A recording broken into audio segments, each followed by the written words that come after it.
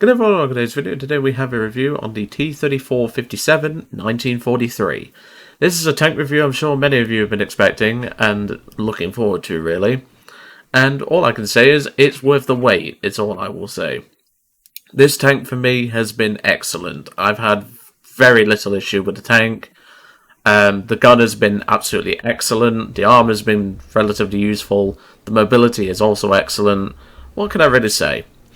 This tank is one that costs 1,750 Golden Eagles in-game, and do I think it's worth the price? Well, it does come with performance as well, so if you can, try and get it there, but if you really want this tank that badly, it is absolutely worth full price, and it's not very often I say that about vehicles. The reason why I say this is because this tank is not only a good mix between armor, gun, and mobility, it also just has that little bit more survivability that the T-34-57 in the tech tree really needed. Once we get to the armor, obviously I'll cover that in a bit more detail. So let's go over the armor before the... did I say armor in more detail? Or did I... whatever. Just me being sleepy this morning. So the frontal armor is same as the T-34-1942, which this tank is based off. The only difference, of course, is the gun, so the turret and the hull are exactly the same. The lower part is 99, but it does have a slight overlap, which is very slight. It used to be bigger, and people complained about it, and then they nerfed it, because they have to. Driver's hatch is 75mm, which is unlike the one in the tech tree, because I believe that only has 45, because they changed that recently. The machine gun port can obviously eat shots, which isn't to be relied upon, but if you really need to, I would actually recommend angling towards the machine gun port, because people tend to think that it can just shoot here and penetrate. Not necessarily. There's a lot of additional plates inside of there, so it's very useful to use.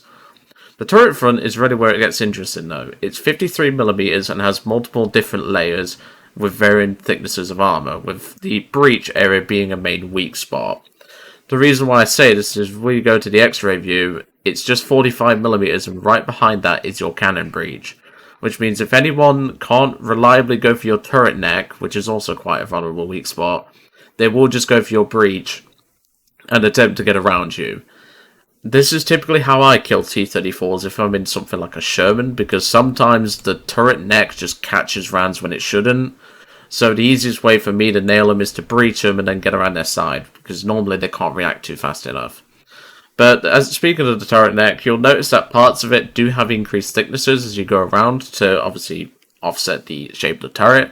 But if they shoot you right in the neck with a decent AP round, they are going to take out your gunner, loader, turret drive, and possibly damage your breach to the point where it's not ideal. It depends on the shell, of course.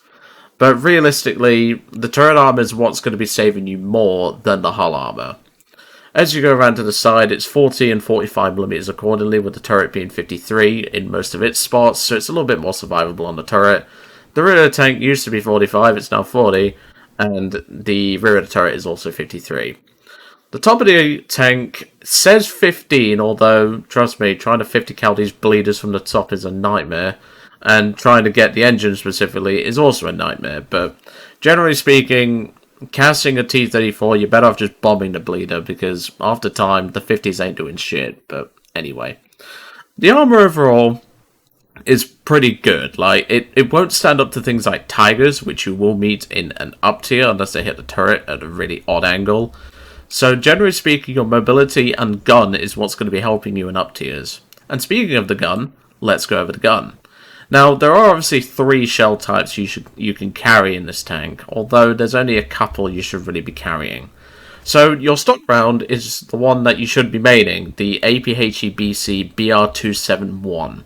People do say to main the K, purely on the basis of an extra few grams of TNT equivalent. I personally don't feel the difference, so I would just go for the 271 for the better angled pen. You do get 21.56 grams of TNT, so don't be expected to one-shot too much, although it can do it. It just depends on the vehicle that you're fighting. And, of course, with it being a good penetration round anyway, anything that you really penetrate in general is going to have a bad day, no matter what. And the extra 6 grams from the 271K just aren't going to make the difference when it comes to angled penetration. Now, you do also have 0271 high explosive rounds. I wouldn't carry too many of these, to be brutally honest. I typically carry 5 HE because this thing doesn't have a high caliber MG or a high caliber commander's gun. So bring a few of these along just in case. Now we come to the APCR round, which it comes in handy every so often. Specifically against Churchill Mark 7s from the front. This shell can penetrate them, although not anywhere past around 300 meters, so you need to be careful with this regard. But I would carry around 5 to 10 of these just in case. But your main round will do more than fine against the majority of targets that you're going to meet in this tank. Of course, the coaxial machine gun can help out in situations against lighter targets, but that's why I say just carry the HE anyway, because trust me, when you're trying to coax a Bossvarg with this thing, it takes a while. That's why having a couple of HE rounds just helps that a little bit, but as I said, don't carry too many. The main round will do more than fine against pretty much most light vehicles due to its sensitive fuse. And now we come to the mobility of the tank, with a 30 miles an hour top speed and the tank having a 500 horsepower engine, propelling the 30-ton tank to that speed relatively quickly. The reverse is a little bit slow, but to be fair, it's the same for the Sherman. And realistically, if you're reversing out of a situation, you're probably dead anyway. But the mobility of this tank is absolutely excellent, and the turret reverse as well, I forgot to mention, is also surprisingly good at nearly 24. So this thing really is just a jack of all trades, master of gun, more specifically. Not a master of mobility, like there are faster tanks out there, but the point is that this tank is just very good at everything, and if you need something that's a premium that can do this, absolutely pick this thing up. In the gameplay that you're going to see in just a second, you will get to see my very first match in the tank, and you'll see just how much fun I had in it. But anyway, I'm going to hand you over to that gameplay now, and I will see you all on the next one.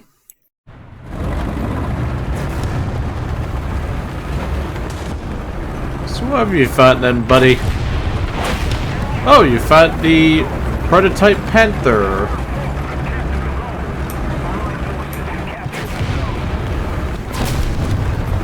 Well, hopefully he's not paying attention.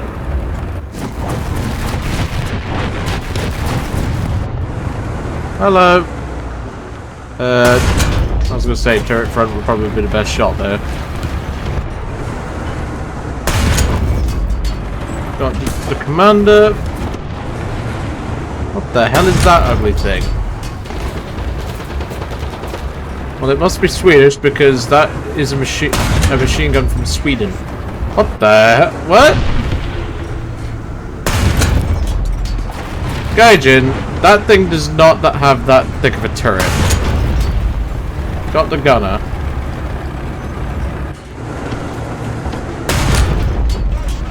At least I'll get a kill assist on him later. There we go. And there we go. There's something behind us? What?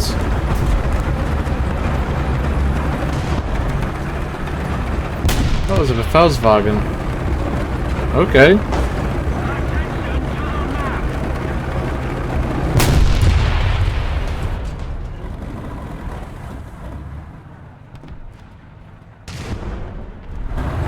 He needs help.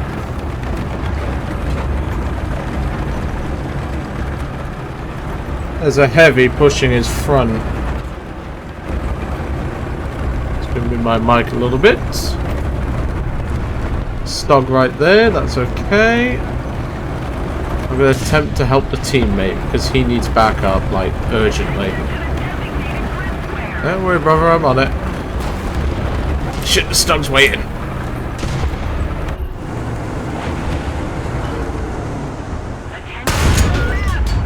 Commander loader.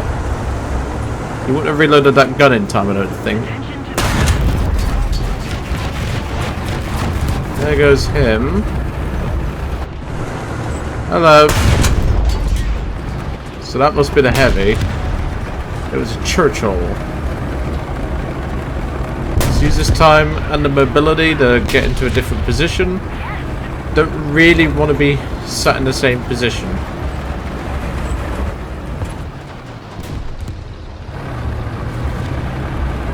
There's an AA up on the left-hand side of the town. I just heard something to the left fire.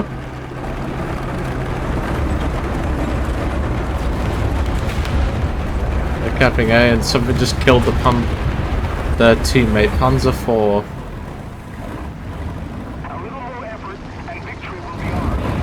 I can hear something with a British engine. It's a fucking Churchill, no wonder. Drive a machine gunner?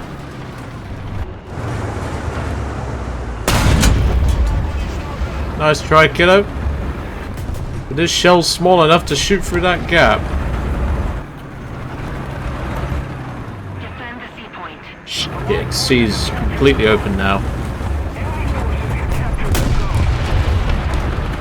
It's down to us now, folks. This is gonna get a bit rough.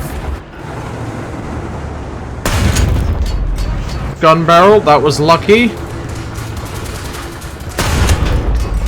Commander loader. Got him. We was very lucky on that first shot. Right, I'm dead for a bit off more than I can chew here. They've just been hitting the arse. Yep, PVKB.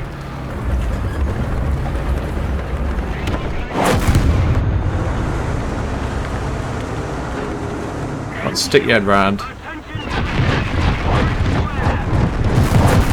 Let's drop the audio on that road. I think this is going to be our last stand here.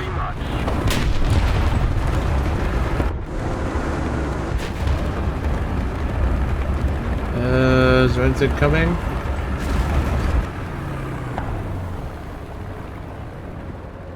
Yeah, I can hear something. Ah, shit, it's an Oswin too. Alright, he's down. We need that turret round. I don't know where he's gone, but I would assume he's going to head towards this road. That's what I would do.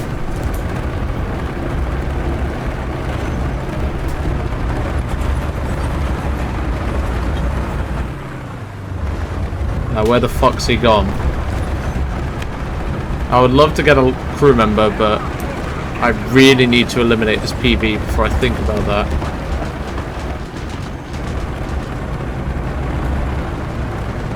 I think he's gone towards the B cap. I'm not sure.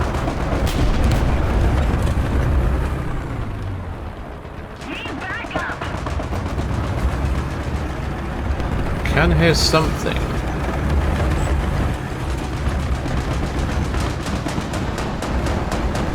There's an anti-aircraft just up ahead. We've gotten quite lucky so far.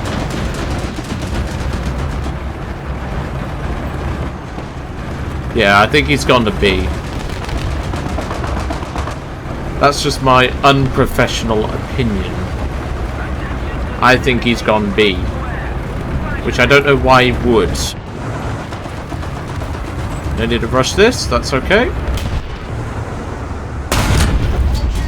There goes him.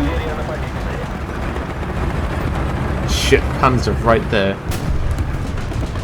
Could I maybe try and bait a shot with my rear?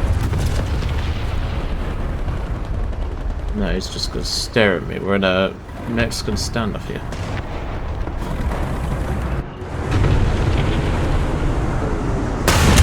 Oh, fuck right off.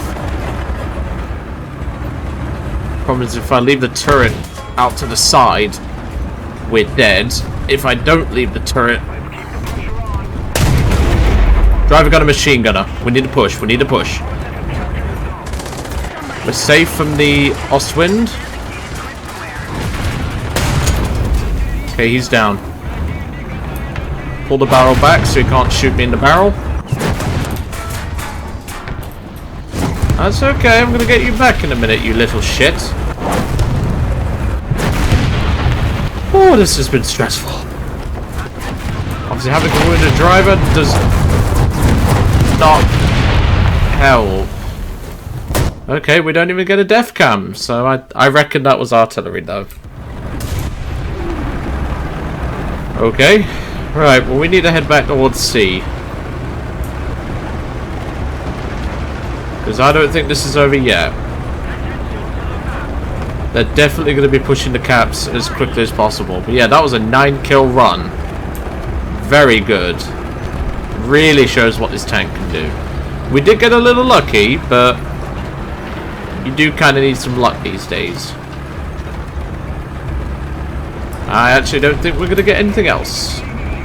They're on C, so I'm going to drop some RD. It's going to take me at least a minute to get over there. Even with this thing's cracking mobility. And believe it or not, this is actually the first match I've played in this tank.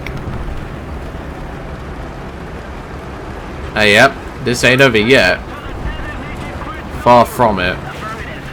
So I'm going to head C, because it's the closest one.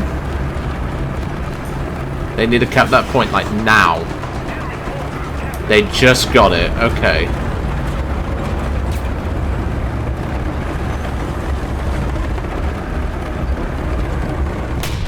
I don't hear anything at the minute. Whatever it was, it's just been hit.